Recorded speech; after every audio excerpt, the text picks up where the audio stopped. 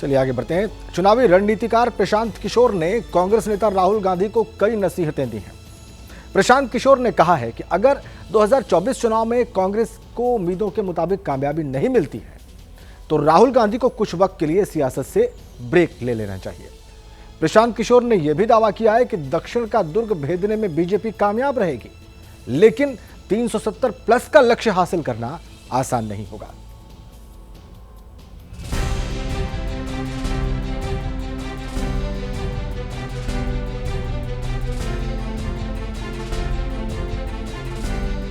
राहुल गांधी कांग्रेस का वो चेहरा जो फिलहाल पार्टी के महज सांसद हैं, लेकिन उनके इर्द गिर्द ही पार्टी की धुरी चलती है, क्योंकि वो पार्टी के राष्ट्रीय अध्यक्ष रह चुके हैं।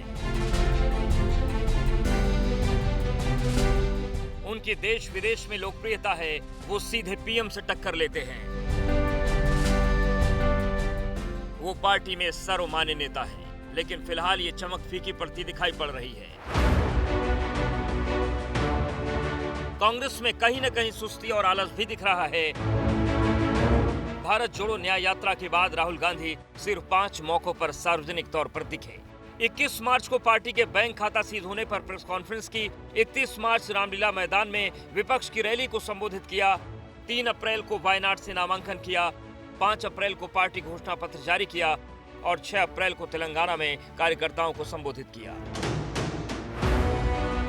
एक बार वो पार्टी की केंद्रीय चुनाव समिति की बैठक में दिखे। इसके अलावा वो किसी चुनावी कार्यक्रम में नहीं दिखे, लिहाजा सवाल उठने लगे कि राहुल गांधी आखिर है कहां। चुनावी रणनीतिकार प्रशांत किशोर ने भी राहुल गांधी और इंडिया गठबंधन की रणनीति पर सवाल उठाया है और नसीहत भी दी है कि अगर 2024 लोकसभा चुनाव में कांग्रेस को उम्मीद के अनुसार नतीजे नहीं मिलते तो राहुल गांधी को राजनीति से ब्रेक लेने पर विचार करना चाहिए। राहुल गांधी को ऐसा लगता है कि उन्हें सब पता है। He needs somebody who can come and execute what he thinks is right. वो हो नहीं सकता है। और दूसरी बात, कहीं ना कहीं उनको एक फुल स्टॉप तो नहीं कहूंगा, लेकिन एक सेमी कोलोन जरूर डालना चाहिए। भाई 10 साल आपने प्रयास किया, 3 चुनाव लड़े, किसी वजह से सही या गलत आपको सफलता नहीं मिली। There is no harm just taking a back step. भैया तुम चला के देख लो, 5 साल कर भी नहीं पा रहे हैं और उसको छोड़ भी नहीं रहे, दूसरे को मौका भी नहीं दे रहे हो, तो वो मेरी समझ से वो एंटी डेमोक्रेटिक भी है। प्रशांत किशोर ने राहुल गांधी के वायनाड से चुनाव लड़ने पर भी सवाल उठाया और कहा कि अगर कांग्रेस हिंदी पट्टी में नहीं जीतती है तो वायनाड जीतने का फायदा नहीं है। कांग्रेस की लड़ाई उत्तर प्रदेश, बिहार और मध्य प्रदेश में है, लेकिन उनके नेता मणिपुर और मेघालय का दौरा करते हैं। अगर आप यूपी, बिहार और मध्य प्रदेश में नहीं जीते तो अकेले केरल जीतकर आप देश नहीं जीत सकते। अमेठी छोड़ देने से भी गलत संदेश जाएगा। आंकड़े झूठ नहीं बोलते हैं, कांग्रेस आज हाशिए पर है। राहुल गांधी पर सवाल उठना लाजमी है, क्योंकि 2019 में राहुल गांधी के कांग्रेस अध्यक्ष रहते हिंदी पट्टी में पार्टी की करारी हार हुई थी। राजस्थान की 25 सीटों पर खाता नहीं खुला, यूपी की 80 सीटों में सिर्फ 1 सीट मिली, बिहार की 40 सीटों में से सिर्फ 1 सीट मिली, मध्य प्रदेश में 29 में से महज 1 सीट जीती, छत्तीसगढ़ में 11 में से कांग्रेस को 2 सीटें मिली, झारखंड में 14 सीट में से कांग्रेस को 1 सीट मिली थी, तो हरियाणा के 10 सीटों में से कांग्रेस का खाता भी नहीं खुला। अगर किसी वजह से तीनों चुनाव में सफलता नहीं मिली तो जो राहुल जी ने अपने इस्तीफा देते समय जो बातें उन्होंने लिखी थी 2019 के चुनाव के बाद, उस लेटर को जरा पढ़ लीजिए। वो तो यही बताता है कि भाई मैं I will step back, I will let somebody else do the job. लेकिन फिर आप आके कर वही रहे, बिल्कुल उल्टा जो आपने लेटर में लिखा था।